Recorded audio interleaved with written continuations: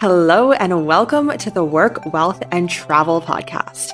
I'm your host, Nicole, aka Nomad Neeks, and this podcast is the place to be if you are looking to start creating a lifestyle that you love. From business, entrepreneurship, travel, starting and sustaining a digital nomad lifestyle, and of course, making money online and investing, we talk about all of it here. So let's dive into it. Hey, it's Nicole, aka Nomad Neeks, your host of the show. And today I need to dive right into this episode because I am so excited. My Paraguay residency process is done. It's been approved. It's been only a few short months. My lawyer is amazing. Shout out to her.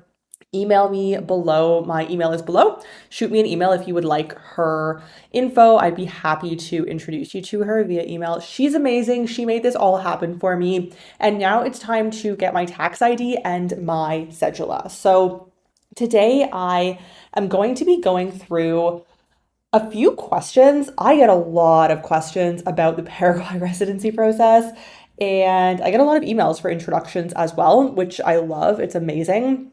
If you are not happy in your home country for whatever reason and Paraguay seems like a good option, then hey, that's exactly what I did. I'm so excited for you. But like I said, I do get quite a few questions. So today I'm going to be diving into a few of those questions. And these are the top things that I really wish I knew before going to Paraguay. But these are things that you will really never know unless you've been on the ground for a month, 2 months. I was there for 3 months. I could have stayed longer, but my partner did need to leave because he's not a resident. So we stayed there for 3 months, which was a really great amount of time. And yeah, I have a very special offer coming out.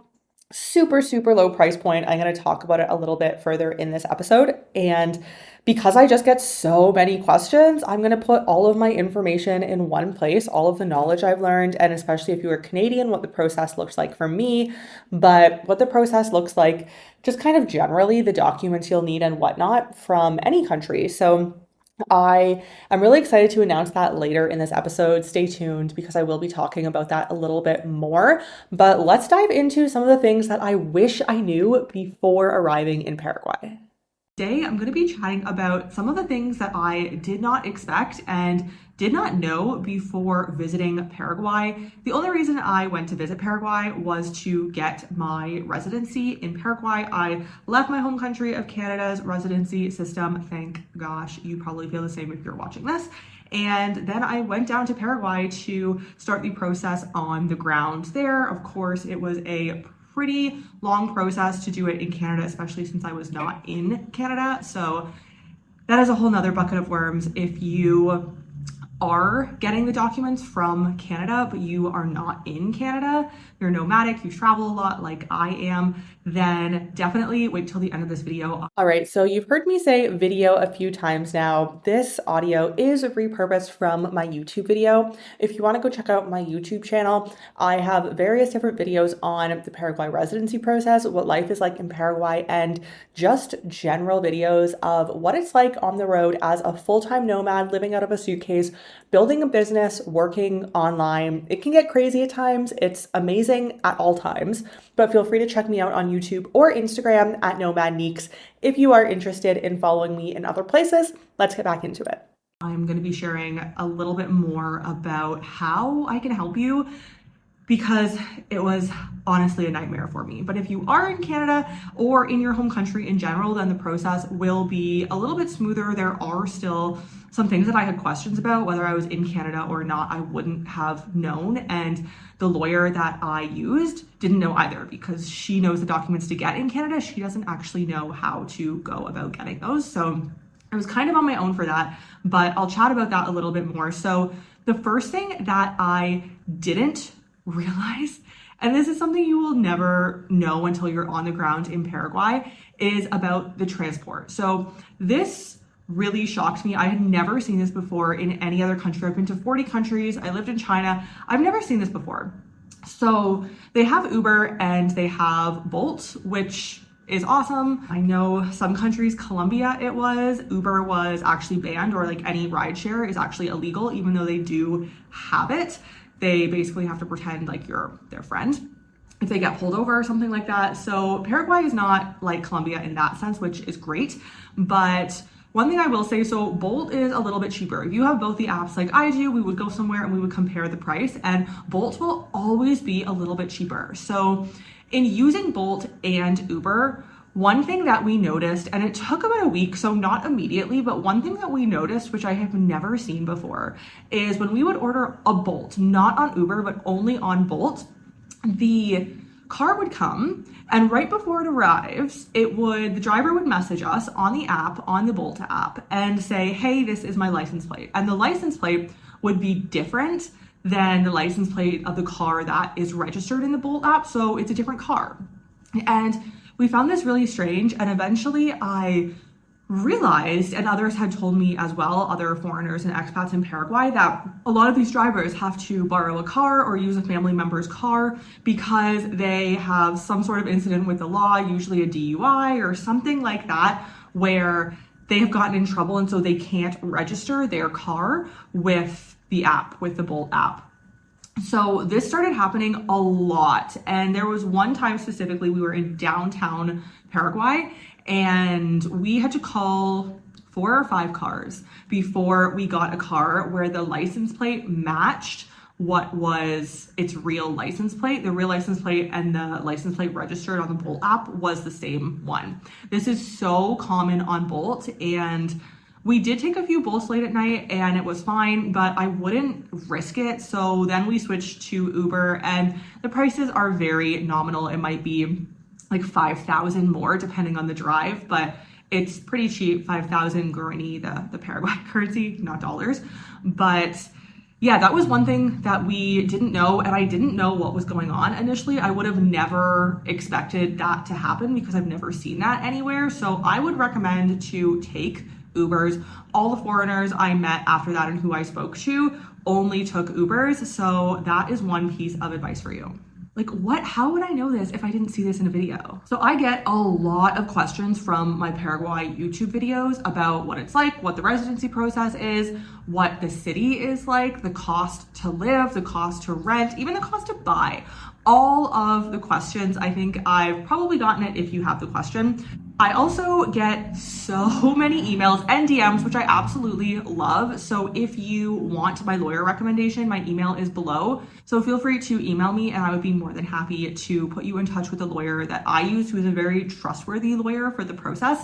However, because I get so many questions about what this process looks like, I have a mini course that I am building out because there's just so many questions. I didn't know what format to put all of these questions in, and they can be big to little things. So feel free to sign up below. I do have a link below for the waitlist. The course will be out in just a few short weeks. If you sign up for the waitlist, then I will know you are interested. I will shoot you an email when it's out. It's going to be a super low cost, like $40.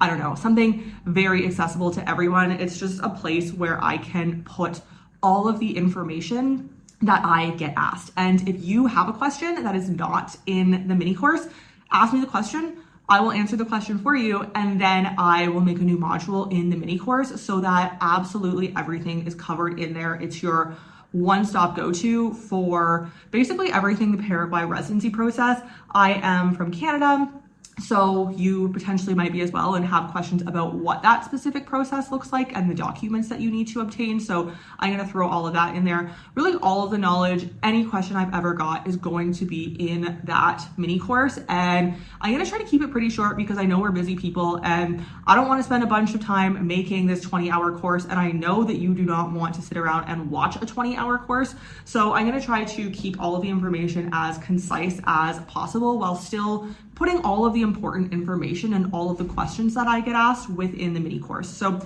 if you're interested, sign up below. It will let me know that you would like to join the waitlist, that you're interested in learning more about what the process looks like. And then of course, if you are within the mini course, you will get access to my lawyer. Again, I'd be happy to make an introduction. And if you do want to hop on a one-to-one call with me, if you have more specific questions, everything will be in there. But if you do want to talk to me for any reason, then you will get that at a discounted rate from what I offer for those who are serious and who want to know the process. And I love when people have in the past booked a call with me because they want to just get that information. It took me, oh my gosh, if I could book a call or have a mini course with somebody instead of going through the headaches and hassles of all of the questions that I had, not only about the process, but also about what it's like to just be in Paraguay. I had so many questions before I arrived for the first time, then I would have paid like $40 for that. So register on the waitlist below if you are interested in that. But I wanted to chat about one other thing that I did not expect that ended up being a reality in Paraguay. So when we usually arrive in a new city, a new town, we will book a place that is in the center. Usually the city center is where everything's happening, very lively. And so we did the same in Paraguay. And this was a mistake because we booked a place for an entire month, which was far too long to be in the center, the downtown central, it's called Cathedral of Asuncion in Paraguay. So I did not know this, but now you will know this. You do not want to book in the cathedral downtown area of Paraguay. It is really cute at sometimes. They do have a lot of festivals and a lot of the festivals are down there, but you are not really going to want to live there. It's a very short, it's like a $5 or $6 taxi ride to get there from the main area where most of the foreigners are, which is called Via Mora. If you look it up on a map in Asuncion, you will see it's not super far, but it is far. It's not really a walking distance to the cathedral area. So cathedral is downtown. We initially booked our Airbnb there for 1 month and it is not the safest place. There are kind of the slums, the favela area is not too far from the cathedral area. And so at night, it's not super safe to go out because a lot of the homeless people will come out and you can very much so tell that they are homeless or very, very low income because they do come from kind of this favela area. And so we usually try to not go out at night, which is pretty unfortunate. There is really nothing happening there at night as well. But if you do want to be in a place where something is happening and it's fun and it's safe to walk around at night and there are a lot of people and foreigners around, I highly recommend Via Mora and any surrounding area in Via Mora. If you kind of look on a map, anywhere within that general area will be a good place to stay. Via Mora has really beautiful, amazing malls. There are a lot of foreigners. Like I said, a lot of the foreigner meetups that we went to were within this area because it is where a lot of the foreigners live.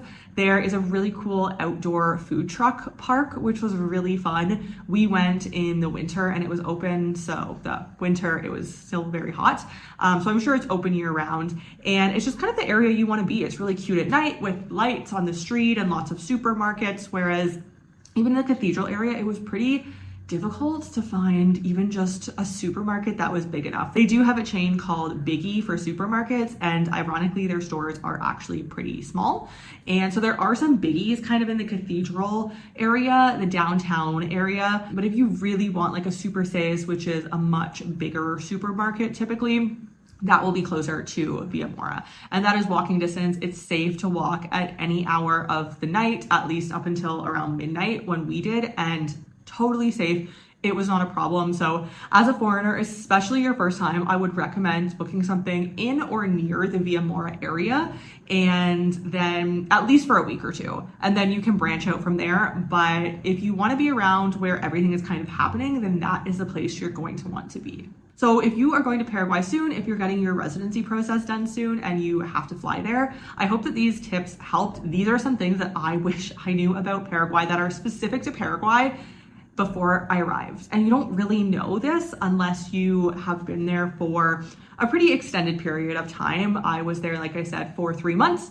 I could have stayed longer, but my partner had to leave after 3 months. So we will be going back, of course, every few years. If you are interested in the mini course, my waitlist is below. You can click and sign up for it, and then I will shoot you over an email once it is released. And like I said, if you have any questions that are not going to be in there, I will answer that question. I will put it in there so that you always have access to what that answer is. If you do want to chat with me one-on-one, then you'll get a discounted pricing at that as well. and really just someplace to put all of my knowledge, all of these questions that I get asked. And if you are looking for a lawyer recommendation, then email me. My email is also linked below, nicole@nomadniques.com. And I usually get back to people within 12 hours. I get a lot of residency emails from these videos, I will say. But usually within 12 hours, a lot of the time less, because I try to get back to you pretty soon because I know you likely want to talk to a lawyer if this is a process that you are serious about. So feel free to shoot me an email. I can make an introduction to my lawyer, and don't forget to get on the wait list so that you can have access to all of the knowledge and things that I have learned from visiting Paraguay and the process, especially as a Canadian, and what that has looked like. You've just listened to the Work, Wealth, and Travel podcast. If anything from this episode stuck out to you, I would appreciate if you take a screenshot and share this episode on your socials. Of course, be sure to tag me. Don't forget to leave a review for the podcast. That seriously helps out the show and helps it out with discoverability. I would really appreciate you leaving a review, sharing on your socials if this episode truly stuck out to you, and I will see you in next week's episode.